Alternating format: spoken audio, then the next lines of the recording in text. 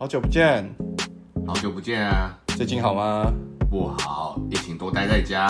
啊，你是有差吗？你这个乐高本来一直就在家。你才在家，你全家都在家。好啦，讲正经的啦。今天听说有一个很有趣的事情，我们要上电视啦，因为有人要介绍乐高啊。哇，身为乐高的我们很开心啊！提醒一下，要戴口罩，保持社交距离。你说像这样？好啦，那我们赶快来听一下吧。欢迎来到恕我直言，我是树哥。那想必大家可能有多少玩过乐高积木这玩具，那也有可能你玩一玩之后，那可能就不见了。小时候可能就不知道啊，就不见了。那现在可能想重新再玩一次或收集。那我们今天请到了专业资深的玩家，乐高玩家 K-man。大家好，我是 K-man。然后请他来稍微分享一下组装乐高、收集乐高还有布置乐高的一些心得跟 table， 跟大家分享一下。好，那我们今天先来问他一下，就是说，你当初是怎么样开始入门、开始玩乐高的？我当初小时候是我爸应该是爸爸买了一个很小盒的小船，那个是中古世纪的一个小船。那时候不知道什么是乐高啊，只是觉得是积木就组起来这样子。然后他们大概不知道乐高其实蛮贵的吧，然后后来就越买越多，越买越大这样子。对，然后后来变成几乎每一年压岁钱都是拿去买乐高，几乎都没有买别的东西，就是一直不断的，每年都会有新出的乐高，所以每年都会看到玩具店有就会去买这样子。好，所以乐高这东西，其实我自己以前也是刚才第一次就玩那个海盗船，很有名的经典海盗船，然后玩一玩，后来就是不知道怎么样，就你知道小时候小朋友就把一把东西就不见了，最后搬家、整理房间啊，东西就不见了。我就是觉得也是蛮累的，就觉得什么都找不到，想要玩的时候也找不到，就是这印象很深刻啦。那基本上每个人可能对于这个乐高都有自己的一些见解或想法。那我想问一下，你对于玩乐高啊，你觉得它好玩的地方在哪边？然后在收集啊、组装、像布置这样的乐高，有什么样特别有成就感的地方？好，那其实玩乐高积木主要就是一开始在你组装的过程的那种，就是乐趣吧。我也不知道为什么，就是我们在组合的过程会慢慢觉得，就是这个东西是自己打造出来的，然后当你一个乐高组合越来越多各种不同的组合之后，你慢慢可以拼凑出一个某一个系列的就是某一个主题，比如说像现在桌上这个赛车主题的，然后它会开始会出很多小盒的赛车啊，然后也会出一些比如说路人啊，或是警察啊，或是一些各种不同相关的主题的积木。那你越收集越多之后，你就可以慢慢把这个拼凑成一个世界，就好像你在玩类似游戏的模拟城市啊，或者一些机体类的。对啊，这个就是应该是成就感的来源，就是除了它单一合组这样去组起来的那种乐趣之外，你慢慢也可以就是收集各种不同相关的乐高，然后拼凑成整个一个世界这样子。对，那对小朋友而言来说，就是他们唯一可以就是模拟去管理这个世界的方式，就是透过这个积木。就它的比较有成就感，就是它组装，然后模拟想象一个自己一个世界，然后拼凑出一个这样完整的世界。其实就像之前有部电影叫《乐高玩店》The Lego Movie 嘛，那它大致上就是其实描述的就是小朋友的心态跟他大人之间，他组装这个世界，然后他分享他的内心的心路历程，然后把它转换成是一个卡通的形式，然后这样呈现一个世界这样子，对吧？我觉得这是一个乐高好玩的地方，也是最大的成就感的来源之处。那我想再问一下，那像你布置这样的乐高，你的过程大概是怎么样的？那要怎么样弄会可以比较好看呢？比较好看，其实它原本的设计就已经蛮好看的。那但是它可能会是不是完整的？它可能像现在乐高出的都还，他们其实后来出的蛮贼，他会把它出的有点像一半半套这样，所以你可能会变成要买2盒，然后刚好组成一套，然后才能，比如说建筑物可能只会有一半，然后你就变成要买另外一半，刚好都在另外一边这样子。那怎么样摆比较好看，是纯粹看你的想象力，还有你的就是你的可能有一点美感吧，看看，因为通常都是照着同一个主题去布置。那比如说像这种赛车系列，它是属于现代的，那你可能可以在旁边摆一些警察，那可能它维持交通嘛，然后会有一些路人的合组，像这个就是那时候那个年代的路人的合组，那你可能会加一些人在旁边，然后让它整个场景的那种丰富度啊，还有活力这样整个起来。那如果比如说你是买中古世纪的那一种，那你可能会需要买很多骑士啊，或是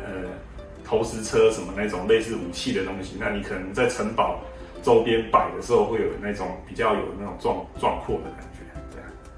啊，这个就是其实布置上就是大概就是发挥你的想象力这样，没有什么不太有什么固定的技巧或者所以好像听说是不是有这种软体可以模拟，然后呢？有啊，乐高有出那个数位版，它可以下载，然后它其实网络上都会有很多人去，就是把这些可能有一些经典盒子，他们有人就已经布置好，然后存档，那你可能载入之后，它就整个几乎就是数位化的，整个就是你就可以贴上这样，然后你可能摆很多个人家已经做好的，那你就贴一贴，大概知道说，你要布置的那个样子是什么，那接下来你再增加一些，比如说树啊，或是一些路灯啊什么这些细节这样，对，数位版的可以这样做。那现在很多做 MOC 呢，就是所谓的就是 MOC 就是有点像自创的一些组合，比如说像这个是乐高自己他们设计好的图案，那你可能可以自己把它延伸啊，或是做一些，比如说不止有拖吊车啊，或什么，你可能会做一些其他的，比如说救护车在旁边，或是有些记者采访的车子这样之类的，那些 MOC 的，你也可以先用那些软体先组好之后，然后再加到场景里面。因为像我自己像有去过像101那个有名乐高专卖店，那它里面其实有很多这种自主的，像国父纪念馆各种共在那种就是自己用那种设计出来的，就是对啊，算 MOC 嘛，就是组合成你自己要的样子。所以大家如果有兴趣，其实101那个专卖店那旁边那个也是不错，可以去看看，也蛮有趣的。对啊，它也是有这种自己设计的东西可以逛逛。那关于这种收集的过程，那还有收集乐高，你有没有听过什么趣闻，或是有些乐高的消息可以跟大家分享一下？趣闻嘛，最近可能是什么？兔子跟老鼠的那个叫什么？什么故事？杰利鼠那个？对，杰利鼠那个。杰利鼠，对，他们不要比杰利鼠那种东西。对，出人偶那个系列，那之前他们也有出那个迪士尼相关的系列，就最近是出这个。然后他最近乐高有出一个比较特别，是花盆。我今天忘记带那个花盆了，它是就是做得很漂亮，像真的花瓶一样，然后上面有那个桃花树啊。后来还有出那个盆栽，就是方形的那种，人家在玩的那种园艺的那种盆栽，小盆栽。然后后来也有出那大的花束，就一整瓶上面有很多花。他慢慢后来，乐高其实慢慢后来知道，就是会去把市场线开拓成不同的样子。然后他可能有一些，比如说像后来有出大赛车，那个就是给大人玩家。那后来也有出一些女性玩家，针对女性玩家出的，比如说 Friends 系列啊。那些就是比较女性化的那些设计，但是其实很多它里面元素也不同于原本的 CT 系列。那像这种的就是这算 CT 系列，就是比较偏现代城市的。那像 Friends 系列，它那就是比较偏度假风啊，然后给女生玩的那种风格这样。目前最近乐高出比较有趣的就是大概这些。对，因为我知道自己有时候有看过一些他们分享，可能说 Marvel 系列、漫威的啊，或者一些像那个也是蛮特别的。对啊，然后各种就是每一种系列，什么忍者系列啊、Ninja 啊，还有各种不一样的组合系列，他们其实都有出。像一般电动，那 Mario 之前也出那个，它是模拟的那个，好像你可以真的在玩马里奥这样跳的那个，也蛮有趣的。那就不同的系列这样子。对啊，那这是乐高很多系列有趣的地方。那听说每一年呢，它都会做限量款，那可能就是每一年都会做一些可能，今年才有的款，然后明年每一年都会不一样，有这种我听说是这样子啦。对啊。那关于布置或收集乐高，你有没有觉得一些比较累的地方，蛮累的地方？或辛苦的地方？累的地方大概就是清灰尘，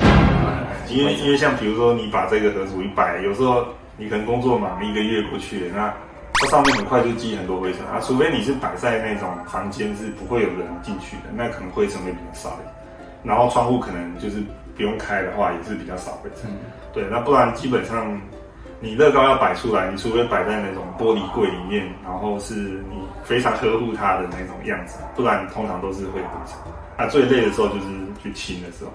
你可能像比如说我这个，比如说这是柜子，我上面布置的这个赛车场景，那我可能过一阵子之后，我可能想要摆中古世纪场景，我可能这个就要收起来。啊，收的时候上面就会有很多灰尘，啊，你不可能把这些灰尘装袋进去，除非你要特别定制一个玻璃的什么，不然就是像那种有些像我们有些玩家很夸张，他整面墙都是玻璃柜，然后里面都是白这种，那他可能一直都不太需要去清理，这样就可以避免一些灰尘。我觉得这样还蛮不错的，就是这个弄一个盒子，然后就避免灰尘。那其实辛苦就是听他说，就是灰尘很多，还有清理的话，其实你可以考虑这样子，用一个盒子或者之类玻璃柜啊。所以这个是布置乐高、收集乐高的一部分的辛苦或累的地方，你要清灰尘。然后那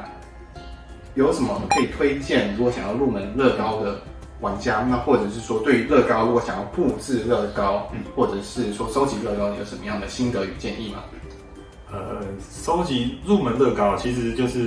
常常都会有人在板上问，然后一直都会有新人来问说，他要怎么入门？那其实就是看你喜欢哪一种主题，因为它乐高现在的各种不同的主题太多了。那你可能一开始你可能会一下喜欢 City 系列，然后你可能又喜欢星战，然后也有可能你又喜欢比如说度假系列或是中古城堡系列。那你买到后来，你一定会面临到一些状况，就是我家里摆不下，除非